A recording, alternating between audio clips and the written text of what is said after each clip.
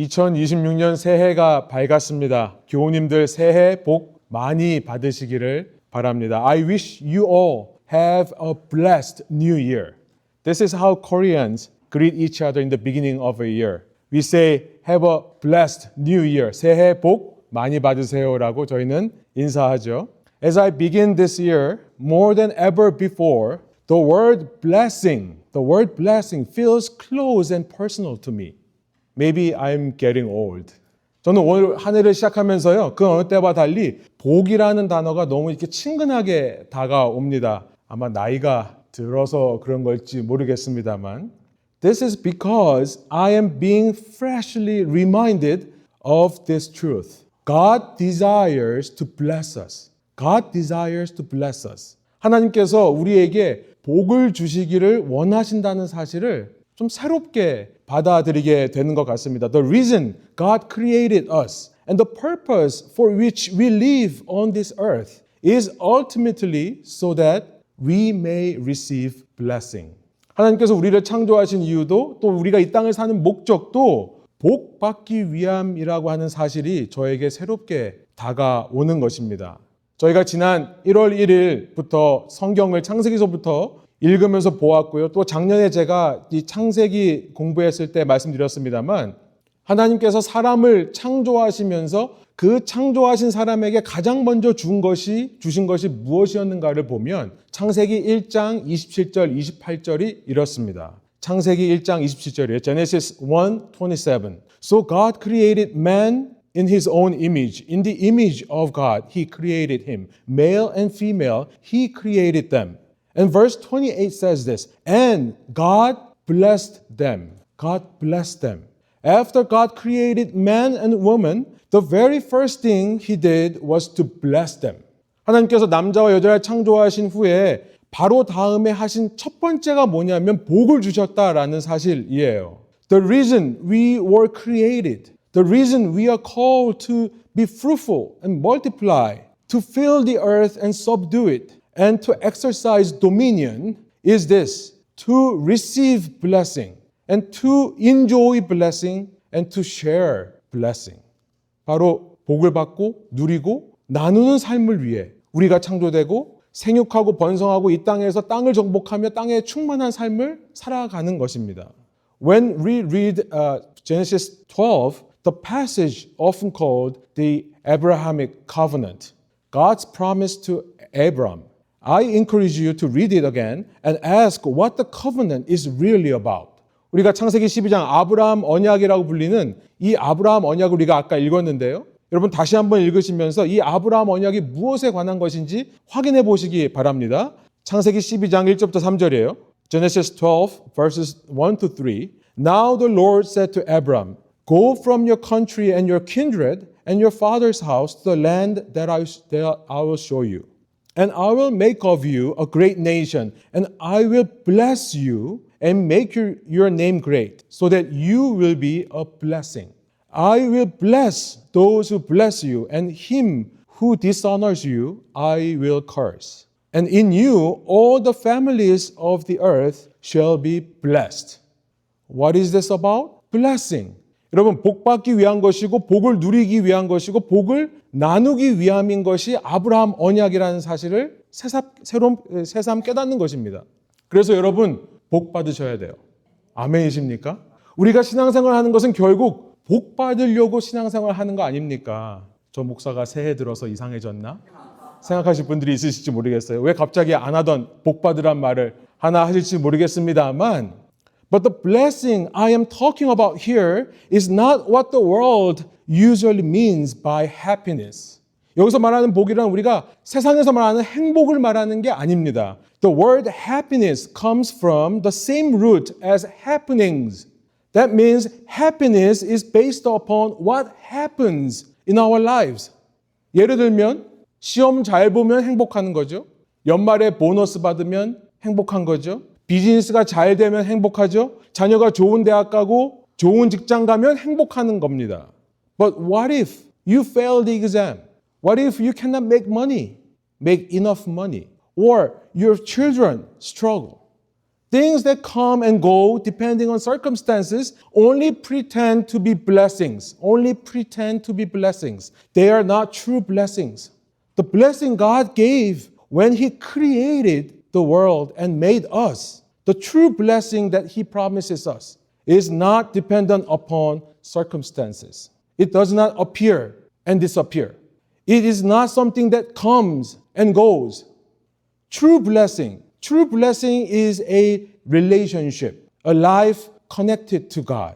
참된 복이라는 것은 하나님과 연결되어 있는 관계를 말하는 것입니다. 연결된 관계. To be connected to God and to receive what He gives, what God gives.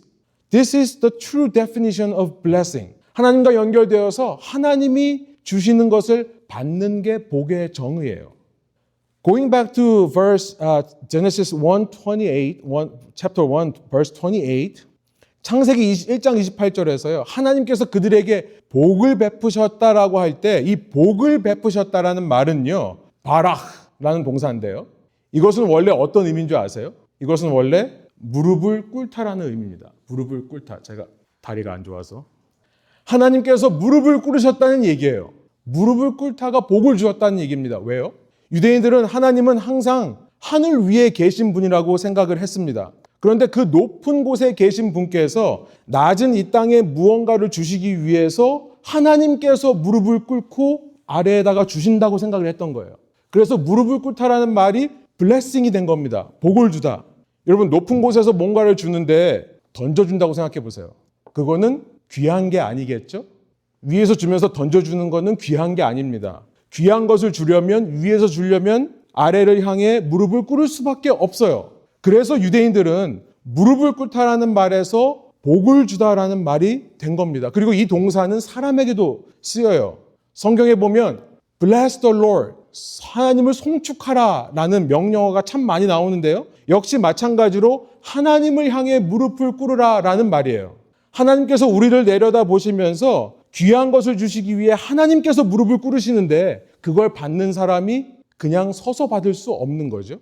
어떻게 받죠? 우리도 무릎을 꿇고 하나님을 향해 팔을 벌려서 받는 겁니다. 그게 블레싱이에요. 그게 복입니다. 이게 복의 의미예요. 무엇이건 간에 주님께서 주시는 것을 복이라고 하고요. 무엇이건 간에 주님께서 주시는 것을 겸손한 마음으로 감사한 마음으로 받는 것이 복입니다. 하나님께서 무엇을 주실까요? 성경에는 여러 가지가 나옵니다. 하나님께서 주시는 것. 그런데 성경에 보면 창세기에 보면 하나님께서 가장 먼저 주신 것 중에 하나는 생명의 숨이라는 거예요. The breath of life. 창세기 2장 7절입니다. Then the Lord God formed the man of dust from the ground and breathed into his nostrils the breath of life. And the man became a living creature. 여기서 말하는 생명의 숨이라는 것은 breath of life라는 것은 특별한 의미입니다. 모든 동물이나 식물에게도 생명이 있지만 하나님은 그들에게 생명의 숨을 불어넣지는 않으셨어요. 오직 사람들에게만 생명의 숨을 불어넣어 주셨는데 숨, breath라는 말은 spirit, 영이라는 말이기도 합니다. 오직 사람들만이 영적인 존재로서 the word breath also means spirit. Only human beings are spiritual creatures. 오직 사람만이 영적 존재로서 사람은 동물처럼 먹고 마시고 자고 싸는 것만으로 만족하지 못하는 겁니다. This is why human, because they are spiritual creatures, cannot be satisfied with merely eating, drinking, sleeping, and reliving themselves like animals. 전도서 3장 11절에 이런 말씀이 있어요. He has made everything beautiful in his time. Also, he has put eternity into man's heart. Because God had placed eternity into human heart, no matter how happy a person may seem on the earth, there is always a sense of something missing deep inside. No matter how much good food we eat, or how many good things we buy, there remains an emptiness. And that emptiness, that empty space, can only be filled by the Spirit of God. That is blessing. 또 무엇을 주십니까? 평안을 주세요. 능력을 주세요. 기쁨을 주십니다. 위로를 주세요. 사람에게서 받는 평안, 힘, 기쁨, 위로가 아니라 오직 하나님께서만 주실 수 있는 평안, 능력, 기쁨, 위로. 그것이 우리에게 blessing, 복입니다. 하나님이 그것을 무릎을 꿇고 우리에게 주시는 거예요. 또 무엇을 주시는가 생각해 봤었을 때 오늘 본문과 관련해서 우리가 생각해 보고자 하는 것이 바로 약속이라는 거예요. 약속이다. 하나님께서 사람에게 주시는 약속을 다른 말로 covenant, 언약이라고도 하는데요. 언약을 아주 쉽게 말하면 사랑이라고 할 수 있습니다. 부모가 자식한테 약속하죠. 이번 크리스마스에는 이런 선물을 줄게. 오늘 저녁은 맛있는 거 해줄게. 빨래통에 갖다 놓으면 내가 빨래 해줄게. 모든 약속은 그 자체로 사랑입니다. 사랑하니까 약속하고 사랑하니까 약속한 대로 행하는 거죠. 복은 무엇인가? 하나님의 사랑이 복이고요. 하나님의 사랑을 다른 말로 은혜, grace라고 합니다. 은혜란 하나님의 사랑의 다른 말이에요. 은혜가 복인 겁니다. 그리고 그 하나님께서 주시는 사랑과 은혜라는 것은 항상 약속으로 표현돼요. 언약으로 표현됩니다. 그래서 언약 자체가 복인 거예요. 하나님만이 채우실 수 있는 하나님의 영을 우리에게 주시는 것이 복이고 하나님이 주시는 평안, 능력, 기쁨, 위로가 복이고 언약이 복인 겁니다. 사랑이 복인 겁니다. 그런데 하나님께서 어떤 사람에게 언약을 주시는가 우리가 그 이야기를 살펴보려고 합니다. 우리가 창세기에서 언약이라고 하면 대표적으로 두 가지 언약이 있는데 첫 번째가 우리가 읽었던 노아에게 주신 무지개 언약이라는 것이고 두 번째가 우리가 읽었던 아브라함에게 주신 아브라함 언약 이 두 가지입니다. 우리가 이제 이번 주간에 읽어볼 거예요. 그런데 노아나 아브라함이나 어떤 사람인가를 봤더니 아무 문제 없고 완벽한 사람이었냐? 전혀 그렇지 않다는 것을 알게 됩니다. 전혀 완벽하지 않아요. 노아는요 500살이 되도록 자녀를 안 낳았던 사람입니다. 여기서부터 이상해요. 이때는요 사람들이 900살 이후까지 900 years and more they lived. 그런데 어떻게 그럴 수 있는지 궁금하시면 저한테 끝나고 물어보세요. 그런데 900살까지 산다 하더라도 이렇게 늦게 자식을 낳은 사람은 없습니다. 노아 외에 가장 자식을 늦게 낳은 사람이 누군가를 봤더니 창세기 5장 25절에 무드셀라라는 사람이 187세에 낳았다라고 기록되어 있어요. 근데 노아는 자녀 낳는 것이 당연한 시대에 자녀를 낳지 않고 못 낳은 게 아닙니다. 안 낳은 거예요. 낳을 수 있는데 안 낳은 거죠. 근데 500살까지 안 낳았다는 것 뭔가 이상합니다. 게다가 노아는 어떤 사람인가? 방주에서 나와서는 자기가 담근 포도주를 맞고 취해서 잠을 자는데 그냥 자는 게 아니라 옷을 다 벗고 자요. 이상한 사람입니다. 이상한 사람이에요. 그래놓고 자기 아들을 저주하죠. 자기가 그렇게 부끄럽게 자놓고서는 자기 아들에게 발견한 아들에게 뭐라고 하는 겁니다. 노아는 의인 아니었나요? 예, 맞습니다. 창세기 6장 9절은 노아가 의인이었다라고 기록합니다. 그런데 그가 의인이었던 이유는 그에게 아무 문제가 없어서가 아니었던 거예요. 그가 의인이었던 이유를 그 바로 앞절인 창세기 6장 8절이 말씀하시는데 시간 없으니까 제가 넘어갑니다만 그가 의인인 이유는 한 가지뿐입니다. 그가 found the favor of the Lord. 하나님의 은혜를 입은 자였기 때문에 이 의인이 된 거예요. 의인이라서 은혜를 입은 게 아니라 은혜를 입었기 때문에 의인이 되었다는 것을 우리가 발견하는 거죠. 아브라함은 어떻습니까? 아브라함은요 그 시작부터 문제가 있는 사람이에요. 우리가 읽은 창세기 12장 1절 보여주시면 아브라함 언약의 시작인데요. 영어로 보면요 이렇게 말씀합니다. Go from or leave your country and your kindred and your father's house. 한국어 성경에는요 본토, 친척, 아비의 집을 떠나라고 되어 있습니다. 이게 첫 번째 명령이에요. 그런데 아브라함이 과연 믿음의 사람이어서 이 말씀대로 순종했는가를 보면 전혀 그렇지 않다는 것을 발견하게 됩니다. 다 읽으셨나요? 분명히 하나님께서는 내가 살고 있는 지금 이 하란이라는 땅, 지금 하란에 와서 살고 있거든요. 아버지와. 하란이라는 땅을 떠나면서 너의 아버지도 떠나라. 데라를 떠나라. 그뿐 아니라 너의 친척들로부터 떠나라고 말씀하신 거죠. 그렇죠? 세 가지를 떠나라고 했습니다. 그런데 아브라함은 약속의 땅 가나안으로 가면서 누굴 데리고 가요?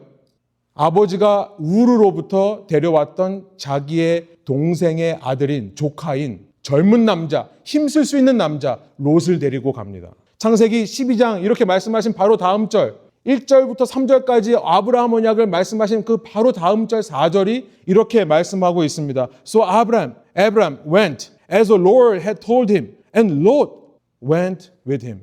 Lot went with him. 아버지가 하란에 죽고 나니 75세 된 자신이 의지할 사람은 롯뿐이었던 것 같습니다. 롯을 데리고 가요. 그리고 그렇게 도착한 가나안 땅에서 머물지 않고 이집트로 내려갑니다. 이번 주에 우리가 읽어볼 거예요. 왜 이집트로 내려가냐면 그 땅에 기근이 들었기 때문에 그랬다라고 기록합니다. 그렇게 내려간 이집트에서는 이집트의 왕 바로 앞에서 두려워하면서 자기의 아내를 자기의 시스터라고 속여요. 누이라고 속입니다. 나중에 또 한 번 그래요.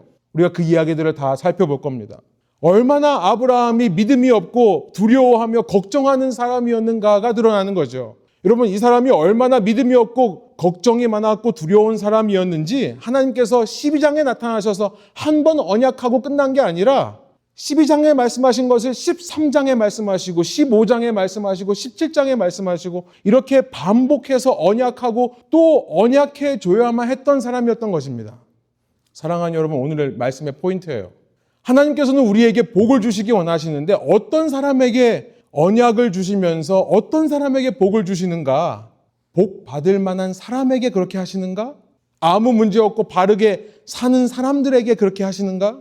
우는 애들한테는 산타가 선물 안 주는 것처럼 하나님의 말씀이라면 하나도 빠짐없이 다 지키는 사람들에게만 그렇게 하시는가? 아니라는 겁니다. 노아와 아브라함 같은 연약하고 문제 있는 사람에게, 나같이 문제 많고 연약한 사람에게 하신다는 사실을 기억하기 원하는 것입니다.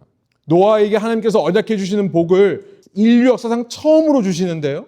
홍수 이후에 처음으로 언약이라는 복을 노아에게 주시는 장면이 우리가 읽은 9장 12절부터 16절입니다. And God said, This is a sign of the covenant that I make between me and you and every living creature that is with you. For all future generations, I have set my bow in the cloud, and it shall be a sign of the covenant between me and the earth. When I bring clouds over the earth, and the bow is seen in the clouds, I will remember my covenant that is between me and you and every living creature of all flesh. And the waters shall never again become a flood to destroy all flesh.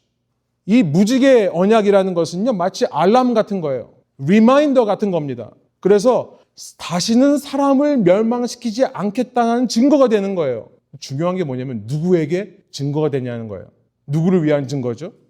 무지개가 나타나는 것이 사람들을 위한 사인이 아니라 누구에게 사인이 된다고요? 하나님 자신에게 사인이 된다고 말씀하시는 거예요. 16절입니다. 우리 한번 한 목소리로 같이 한번 읽어볼까요? When the bow is in the cloud, I will see it and remember the everlasting covenant between God and every living creature of all flesh that is on the earth. 그것을 보고 내가 그걸 기억하기 위해 내가 만든다라고 말씀하는 겁니다. 여러분, 한국어 성경은 무지개라고 번역했지만 실제 원어로는요, 영어처럼 그냥 활입니다. 활, 보우예요. 레인보우가 아니라 원래는 보우입니다. 활이 어느 쪽을 향해 구부러지고 있나요? 하늘을 향하는 겁니까? 땅을 향하는 겁니까? 화살이 있다면 그 활에 화살이 있다고 생각해 보세요. 화살이 누구를 향하고 있는 겁니까? 그 화살이 하나님을 향하고 있는 거예요. 과연 하나님께서 당신이 약속한 대로 당신이 은혜를 주기로 작정한 자, 당신이 사랑을 주기로 작정한 자, 언약을 주기로 작정한 자를 영원히 보호하시고 지키실 것인가를 본인 스스로 지켜보고 계시는 겁니다. 여러분, 활이라는 단어 속에는요, 그 어원에 보면 힘들다라는 의미가 들어가 있어요. 그렇죠. 활 시위를 겨눈 상태로 그것을 유지하는 것은 힘듭니다. 그렇죠. 긴장의 연속이에요. 그런데 하나님께서 우리의 삶을 보시면서 한시도 그 긴장을 늦추지 않고 스스로를 감시하고 계신다는 겁니다. This tells us something profound.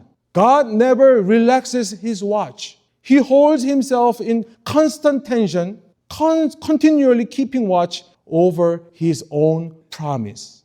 So we have to ask ourselves, what are you so afraid of?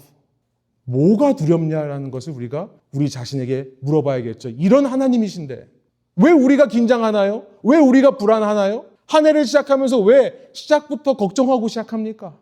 성경의 하나님은요, 결코 활 시위를 아래로 향해서 너 잘 사는지 제대로 사는지 한번 보자.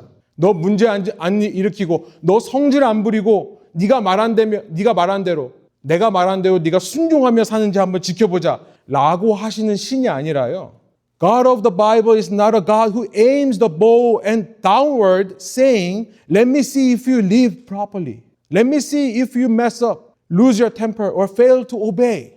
그래서 잘못하면 벌 주고 잘하면 복 주는 그런 신이 아니라요. 그런 의미의 복이 아니라 성경의 하나님은 스스로에게 화를 겨누면서 죄송합니다만 너라고 표현하고 싶어요. 하나님께서 하나님 스스로에게 이런 표현을 하지 않으실까? 너 저 아래 땅의 인간들을 보면서 네가 실망하고 후회할 때마다 끝까지 참고 기다려주고 사랑하고 품어야 되는 것을 잊지 마.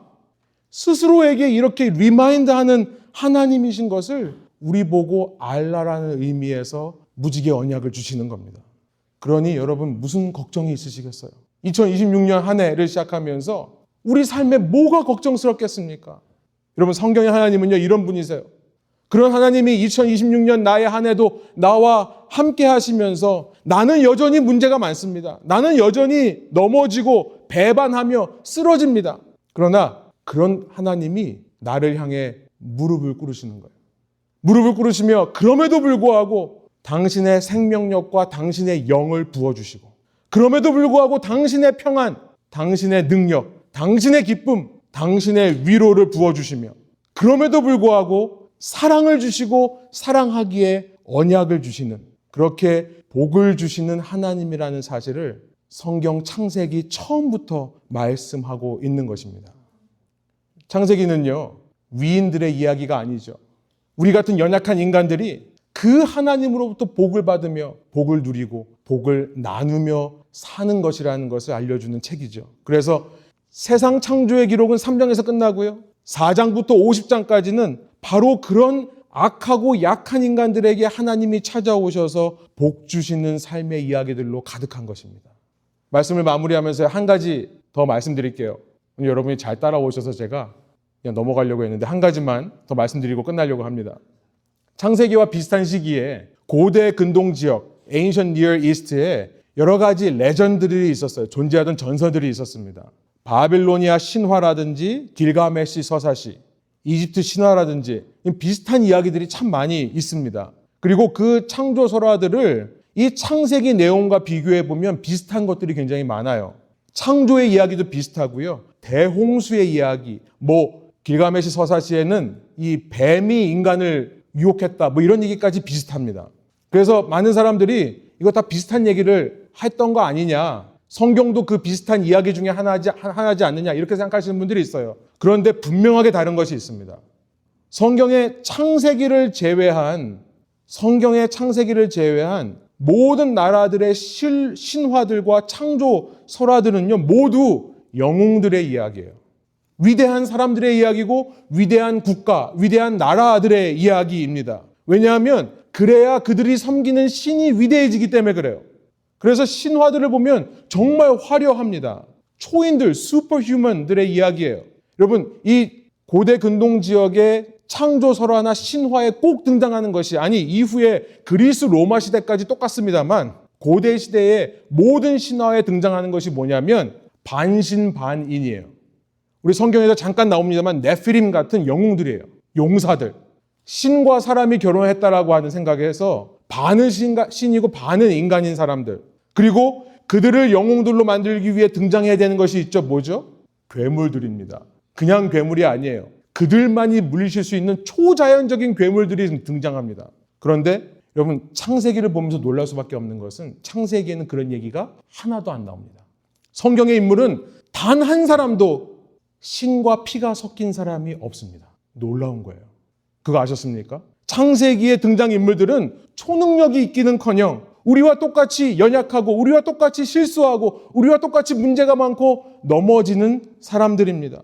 그렇기에 그런 사람들의 신은 이집트의 신, 이집트 바로 왕, 페로의 신이나 바빌로니아 왕들의 신들에 비유해서는 너무나 초라해 보여요. 그러나 그 신은요, 성경의 신은 다른 신들과 달리 화려함을 추구하지 않습니다. 쇼오프 하는 거 없어요. 고작 아브라함이라는 한 사람과 그의 패밀리, 그의 자손들, 작은 한 가정을 보살피는 하나님이실 뿐이에요. 그러나 그 신은 어떤 신이냐면 작은 한 가정의 신이지만 자기 스스로에게 활을 겨누고 계시는 신이라는 것을 알게 됩니다.